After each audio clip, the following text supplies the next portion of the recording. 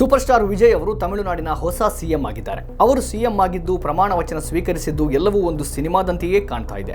ಇದೆಲ್ಲವೂ ನಿಜವೇ ಎಂದು ಅಚ್ಚರಿಯಿಂದ ನೋಡುವಷ್ಟು ಮಿಂಚಿನ ವೇಗದಲ್ಲಿ ತಮಿಳುನಾಡು ರಾಜಕೀಯ ಬದಲಾಗಿ ಬಿಟ್ಟಿದೆ. ವಿಜಯ್ ಸಿಎಂ ಆಗಿದ್ದಾರೆ, ತೀರಾ ಹೊಸ ಮುಖಗಳು ಮಂತ್ರಿಗಳಾಗಿದ್ದಾರೆ.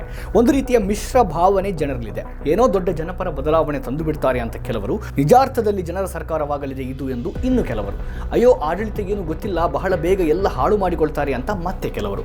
ವಿಜಯ್ ಸಿಎಂ ಆದ ಬೆನ್ನಿಗೆ ರಾಜ್ಯಾದ್ಯಂತ ಆರಾಧನಾ ಸ್ಥಳಗಳು ಹಾಗೂ ಶಾಲಾ ಕಾಲೇಜುಗಳ ಸಮೀಪ ಇದ್ದ ಸರ್ಕಾರಿ ಸ್ವಾಮ್ಯದ ಮದ್ಯದ ಅಂಗಡಿಗಳನ್ನು ಬಂದ್ ಮಾಡಿಸಿದ್ದಾರೆ. ಇದು ನಿಜಕ್ಕೂ ಒಂದು ಅತ್ಯುತ್ತಮ ನಿರ್ಧಾರ. ಇದಕ್ಕಾಗಿ ಅವರಿಗೆ ಹ್ಯಾಟ್ಸ್ ಆಫ್.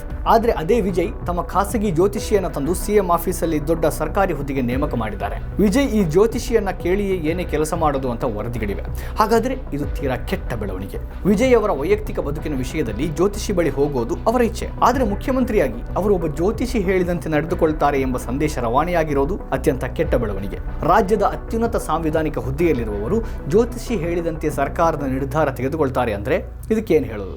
ಜನರಿಂದ ಆಯ್ಕೆಯಾಗದ, ಯಾವುದೇ ಉತ್ತರದಾಯಿತ್ವ ಇಲ್ಲದ ಜ್ಯೋತಿಷಿಯೊಬ್ಬ ಮುಖ್ಯಮಂತ್ರಿ ಕಚೇರಿಯಲ್ಲಿ ಕೂತು ಅವರಿಗೆ ನಿರ್ದೇಶನ ನೀಡ್ತಾರೆ ಅಂದ್ರೆ ಅಲ್ಲಿ ಸರ್ಕಾರಕ್ಕೆ, ಸಂವಿಧಾನಕ್ಕೆ, ಜನಾದೇಶಕ್ಕೆ ಯಾವ ಬೆಲೆ ಇದೆ? ವಿಜಯನ್ನ ಒಬ್ಬ ಆಧುನಿಕ, ವೈಜ್ಞಾನಿಕ ಹಾಗೂ ವೈಚಾರಿಕ ಚಿಂತನೆ ಇರುವ ನಾಯಕ ಅಂತ ಜನ ನೋಡ್ತಾರೆ.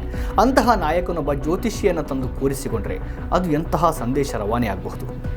ನಮ್ಮ ಕಾರ್ಯಕ್ರಮಗಳನ್ನು ನೀವು ನೋಡ್ತಾ ಇದ್ರೆ ನಮ್ಮ ಚಾನೆಲ್ ಅನ್ನ ಸಬ್ಸ್ಕ್ರೈಬ್ ಮಾಡಿ, ಪಕ್ಕದ ಬೆಲ್ ಐಕಾನ್ ಒತ್ತಿ ನಮ್ಮನ್ನ ಬೆಂಬಲಿಸಿ. ಹಾಗೆ ನಮ್ಮ ಕಾರ್ಯಕ್ರಮಗಳನ್ನ ಲೈಕ್ ಮಾಡಿ, ಕಮೆಂಟ್ ಮಾಡಿ, ಅದನ್ನ ಬೇರೆಯವರಿಗೂ ವಾಟ್ಸ್ಆಪ್ ಮೂಲಕ ಶೇರ್ ಮಾಡಿ. ನೀವು ಹೀಗೆ ಮಾಡಿದಾಗ ನಮ್ಮ ಚಾನೆಲ್ ಮತ್ತಷ್ಟು ಜನರಿಗೆ ತಲುಪಲು ನೀವು ನಮ್ಮೊಂದಿಗೆ ಸಹಕರಿಸಿದ ಹಾಗಾಗುತ್ತೆ. ಇದು ನೀವು ಯಾವುದೇ ಖರ್ಚಿಲ್ಲದೆ ಕೆಲವೇ ಸೆಕೆಂಡುಗಳಲ್ಲಿ ನೀಡಬಹುದಾದ ಸಹಕಾರ. ಧನ್ಯವಾದಗಳು.